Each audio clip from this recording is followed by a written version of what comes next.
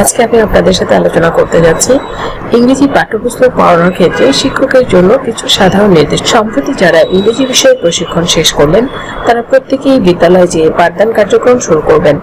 পাঠদান কার্যক্রম শুরু করার সময় তারা অবশ্যই প্রশিক্ষণের শিক্ষণ শেখানো কার্যাবলী সম্পর্কে যে ধারণাগুলো পেয়েছেন সেগুলো অনুযায়ী পাঠদান করবেন। কিন্তু পাঠদান করার জন্য পাঠ্যপুস্তক পড়ানোর ক্ষেত্রে শিক্ষকের জন্য কিছু সাধারণ নির্দেশনা এনসিটিভি কর্তৃক প্রদত্ত হয়েছে। এই নির্দেশনাগুলো অনুসরণ করে প্রশিক্ষণে প্রাপ্ত পদ্ধতি ও কৌশল ব্যবহার করে একজন শিক্ষককে পাঠদান করতে হবে।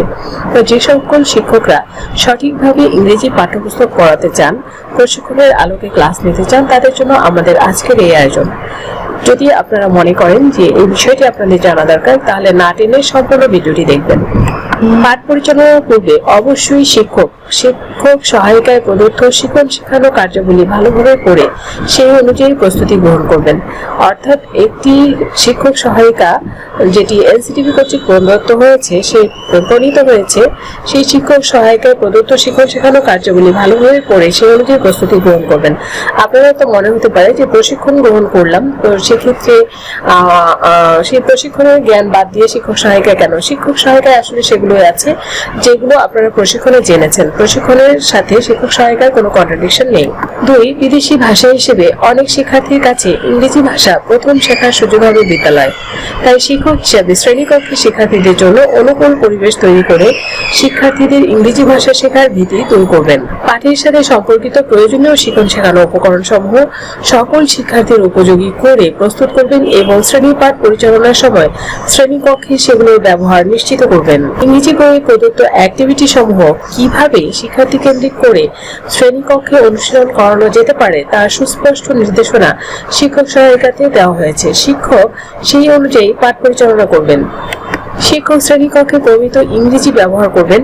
প্রয়োজনে শিক্ষার্থীদের বোধগম্যতার জন্য বাংলায় ব্যাখ্যা প্রদান করতে পারবেন। টেক্সট বুকের প্রতিটি পাঠে প্রদত্ত ক্লাসরুম ল্যাঙ্গুয়েজ অথবা ইনস্ট্রাকশনাল ল্যাঙ্গুয়েজ সমূহ শিক্ষার্থীদের বোধগম্য করার জন্য বডি ল্যাঙ্গুয়েজ, গেস্টার অথবা মাইন্ড ব্যবহার করতে পারবেন এবং কথোপকথনে শিক্ষার্থীদের ক্লাসরুম ল্যাঙ্গুয়েজ ব্যবহার করতে উৎসাহিত করবেন।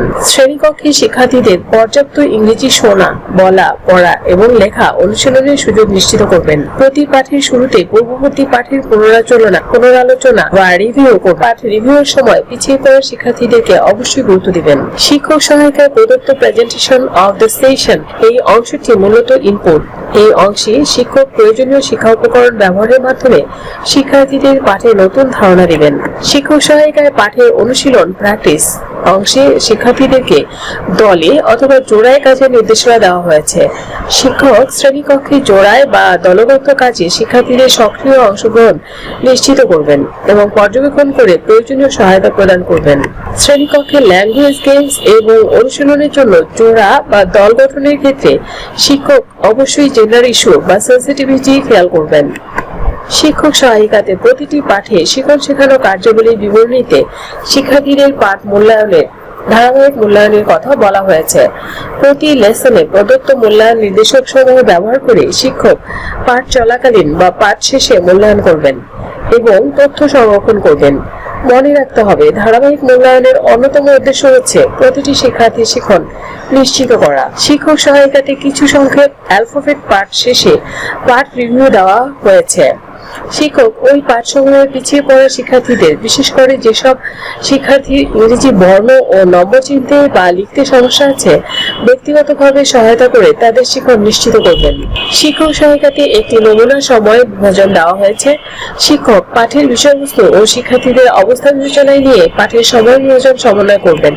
শিক্ষক সহায়িকাতে প্রদত্ত শিক্ষণ শেখানো কার্যাবলী সমূহ একটি মডেল বা নমুনা হিসেবে শিক্ষকের জন্য দেওয়া হয়েছে। শিক্ষক প্রয়োজন অনুসারে শিক্ষণ ফলের সাথে সম্পর্ক রেখে প্রয়োজনীয় অ্যাক্টিভিটি সংযোজন করতে পারবেন। এক্ষেত্রে অবশ্যই শিক্ষক শ্রেণীকক্ষের পরিবেশ, শিক্ষার্থীদের পারগতার মান ও পাঠের সময় বিবেচনায় নেবেন। পাঠ অনুশীলনে ও পাঠ মূল্যায়নে একীভূত বিষয়সমূহ ইনক্লুসিভ পেডাগজি বিবেচনা করে শিক্ষণ শেখানো কার্যক্রম পরিচালনা করবেন। শিক্ষক সহায়িকাতে শিক্ষণ শেখানো কার্যাবলী পরিচালনায় বিভিন্ন ধরনের ল্যাঙ্গুয়েজ গেমস অ্যাক্টিভিটি আয়োজনের কথা উল্লেখ করা হয়েছে।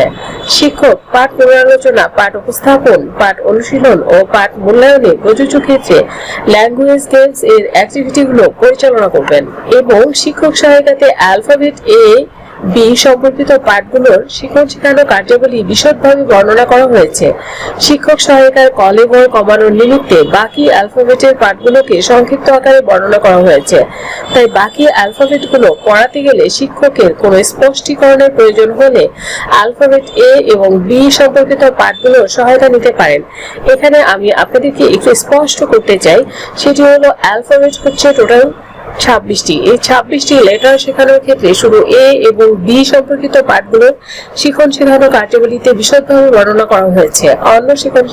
অন্য লেটারগুলো সংক্ষিপ্ত আকারে বর্ণনা করা হয়েছে, যে কারণে আপনারা অবশ্যই এ এবং বি যেভাবে পড়ানো হয়েছে সেই নির্দেশনাগুলো অনুসরণ করে পাঠ প্রদর্শন করবেন।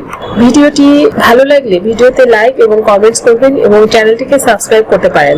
আজ এই পর্যন্তই, দেখা হবে পরবর্তী কোনো ভিডিওতে। সে পর্যন্ত সাথেই থাকুন। Thanks for watching.